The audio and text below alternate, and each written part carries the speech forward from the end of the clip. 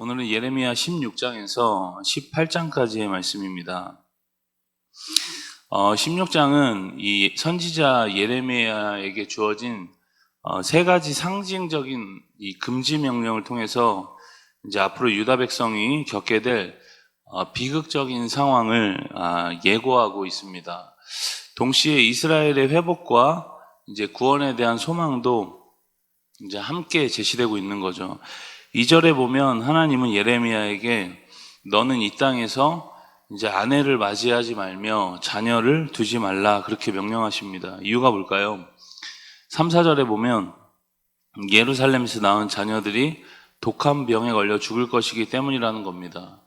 뿐만 아니죠. 전쟁과 굶주림에 죽게 될 것이기 때문이었습니다. 이제 앞으로 예루살렘에 이같이 큰 재앙과 심판들이 있을 것이라는 경고를 하고 있는 겁니다.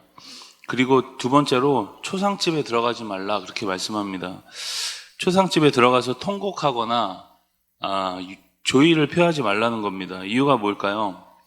하나님께서 유다에게 평강을 빼앗고 인자와 사랑을 거두셨기 때문에 그들이 당하는 죽음과 고난으로 인해서 이 하나님의 마음을 거슬러서 네가 대신 슬퍼하지 말라는 겁니다.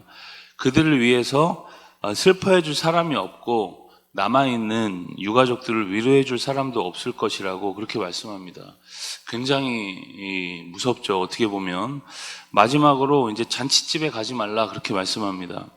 더 이상 그 땅에 기쁨과 즐거움이 없을 것이라는 말씀이었습니다.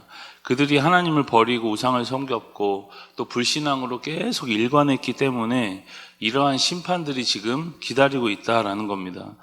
그러나 14절, 15절은 이제 그들이 다시 돌아올 것이라는 회복의 메시지가 잠깐 다시 또 나타났다가 16절부터는 또다시 이제 심판의 메시지가 이어집니다. 이렇게 반복해서 이제 심판과 회복의 메시지가 번갈아 가면서 이제 16장에서 나타납니다. 17장 역시 이제 16장에 이어서 유다의 백성들의 죄를 계속 이제 지적합니다. 1절에 보면 유다의 죄가 금강석 철필로 새긴 것 같다고 그렇게 이야기합니다. 여러분, 금강석이 뭘까요?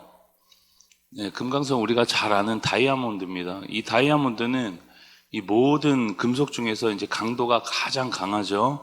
그것으로 이제 문이나 글자를 새기면 어디든 이제 새기지 못할 것이 없을 겁니다. 그만큼 그들의 죄가 분명하고 확실하고 많다라는 것을 이야기하는 겁니다. 그 금강석 철필로 마음팜과 제단불에 그 죄가 새겨졌다 그렇게 말씀합니다. 여러분, 마음판에 죄가 새겨졌다는 것은 그들의 이제 전 인격과 삶의 모든 영역에 죄가 가득하다는 겁니다. 그럼 제단불에 새겨졌다는 것은 무슨 말일까요? 여러분, 성전 번제단에 보면은 이 번제단 네 모퉁이에 제단불이라는 것이 있습니다. 제사장들이 속죄 제사를 드릴 때 이제 짐승의 피를 그 제단불에 다 바르죠. 그리고 하나님께 용서를 구하는 겁니다. 그리고 사람들이 혹시 죄를 지어도 그 제단불을 잡고 용서를 구하면 이제 당장 생명은 보호받을 수 있었습니다. 그러니까 여러분, 그 제단불은 하나님의 용서와 긍휼을 이제 상징하는 겁니다. 그런데 긍휼과 용서의 상징인 제단불에 금강석 철필로 죄가 새겨졌다라는 거죠. 그 말은 이제 더 이상 그들의 죄가 용서받을 수 없는 지경에까지 이르렀다는 것을 말하는 겁니다. 이렇게 심각한 우상숭배와 죄악에 빠진 백성들에게 이제 4절에 보면 하나님은 알지 못하는 땅에서 내 원수를 섬기게 하겠다 그렇게 말씀합니다. 참 비참한 일인 거죠. 원수를 보는 것도 힘든데 이제 그들을 섬기게 하겠다는 겁니다. 그리고 5절, 6절에도 보면 그들이 저주받아 광야의 건건한 땅, 사람이 살 수 없는 땅에 살 것이다 그렇게 말씀하는 겁니다. 여러분, 이렇게 죄가 무서운 것이고 이 죄의 결과는 더더욱 무섭다는 것을 우리가 항상 기억을 해야 합니다. 그럼에도 하나님을 신뢰하고 의지하는 이에 대해서는 복받을 것이라고 그렇게 이야기를 하는 거죠.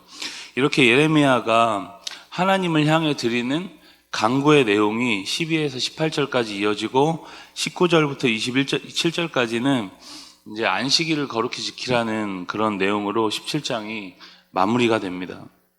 우리 18장으로 가시면 18장은 하나님께서 예레미야에게 이제 토기장이가 진흙으로 그릇을 만드는 모습을 보게 하시고 이를 통해서 이스라엘이 하나님 손안에 있는 진흙과 같다라는 그런 비유 속에서 회개와 심판에 대한 메시지를 전하고 있습니다. 여러분 정말 듣기 싫죠? 이 죄에 대한 이야기, 심판에 대한 이야기. 저도 이 얘기를 계속 하는 것이 정말 너무 어렵습니다. 그런데 하나님이 그만큼 이 죄가 무섭고 이 죄의 결과가 무섭다는 것을 계속 전하고 있는 거죠. 하나님이 예레미야에게 토기장이 집으로 내려가라 그렇게 말씀합니다. 그곳에서 예레미야가 본 것은 토기장이가 이제 일을 집중해서 하고 있는 모습인 거죠. 여러분 이것은 우리를 위해서 항상 일하고 계신 어떤 하나님을 연상케 합니다.